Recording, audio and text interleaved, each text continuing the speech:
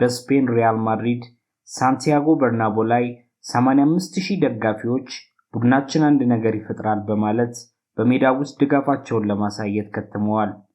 የሪያል ማድሪድ ባለስልጣናት ሜዳው ውስጥ ያለው የደጋፊ ጩኸት በደንብ እንዲሰማ የሜዳው ጣሪያ እንዲዘጋ አዘዋል። ጁዲ ቤሊንግሃም፣ ቪኒሲየስ ጁኒየር እና አምበላቸው ቫስኬዝ ጨዋታውን ቀልብሰው እንደሚያልፉ አስቀድመው ተናግረዋል። የስፔን እና የሪያል ማድሪድ ሚዲያዎች ጨዋታውን እንደ ፖለቲካ አጋግለውታል። የሪያል አልትራስ ደጋፊዎች ለአርሰናል ተጫዋቾች ሆረር ነው የሚገጥማችሁ ብለው ዝተዋል። በሪያል ማድሪድ ጎዳናዎች ሬሞንታዳ የሚሉ ጽሑፎች በየቦታው ተለጥፈዋል። የዓለም የእግር ኳስ አውታሮች አይናቸውን ሁሉ እዚህ ጨዋታ ላይ አድርገዋል።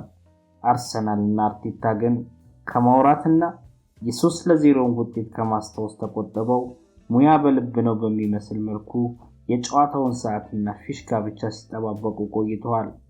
በጨዋታው የተለያዩ መላምቶች ተሰምተዋል። የኛ ሀገር ጋዜጠኞች ብዙዎቹ ለሪያል ማድሪድ የማለፍ እድል እንዳለው ተናግረው ነበር። አበበ ግዳይ እንደዚህ ሲል ተደመጠ። አርሰናል በሱ ጨብጦ ነው እንደሚገባው አለ።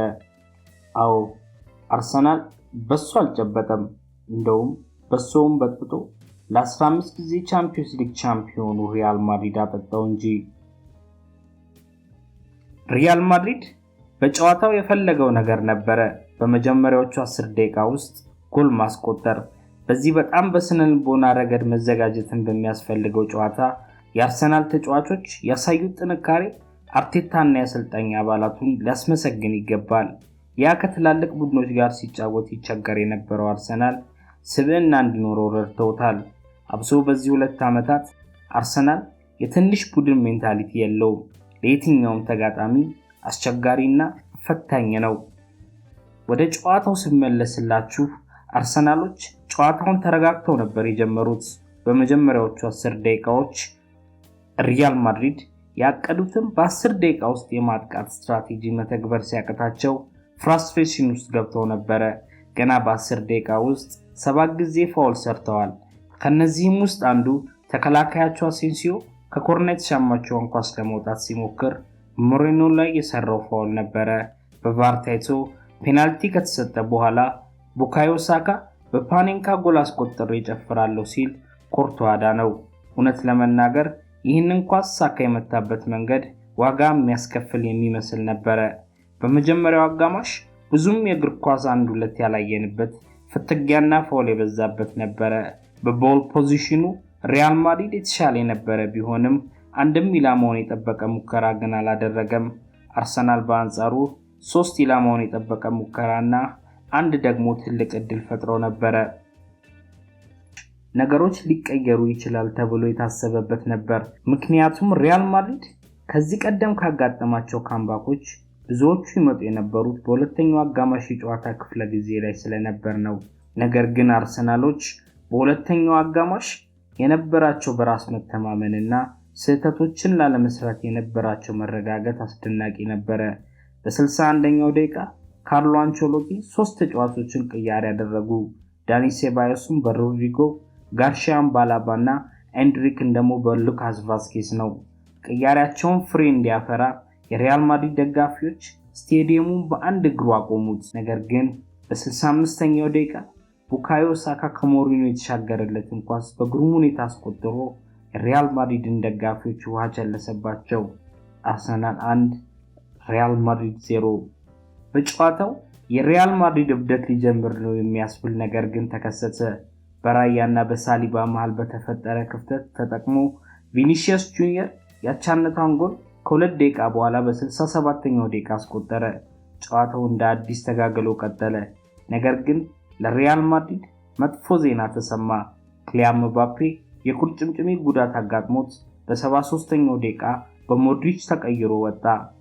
ማይክል አርቴታ ቡድኑን ለማነቃቃት በ77ኛው ደቂቃ ቡካዮ ሳካን አስወጥቶ ትሮሳርድን አስገባ። የሚያስደነግጥ ኳስ መሞከር አልቻሉም። አራተኛው ዳኛ የ5 ደቂቃ ጭማሪ አሳየ። ሪያል ማድሪዶች እንደ ወትሮ አይደሉም።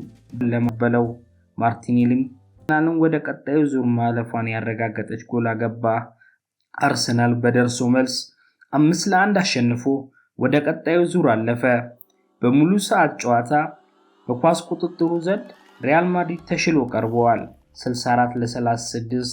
ሪያል ማድሪድ 12 የኳስ ሙከራዎችን ሲያደርግ አርሰናል በአንጻሩ 7 አድርጓል። ሁለቱም ቡድኖች 3 ኦን ታርጌት ሞክረዋል። ሪያል ማድሪድ አንድ ብቻ የጎል ዕድል ሲፈጥር አርሰናል ደግሞ በአንጻሩ 2 ፈጥሯል።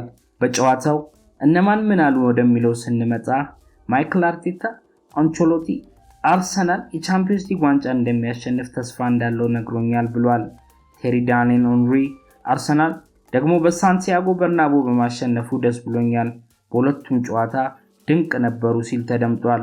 ካርሎ አንቸሎቲ በበኩላቸው አርሰናል ከኛ የተሻሉ ነበሩ፣ የምንችለውን ለማድረግ ሞክረን ነበረ። ምናልባት የተከለከልነው ፔናልቲ ለውጤት መቀየር ዋነኛ ነጥብ ሊሆን ይችል ነበር።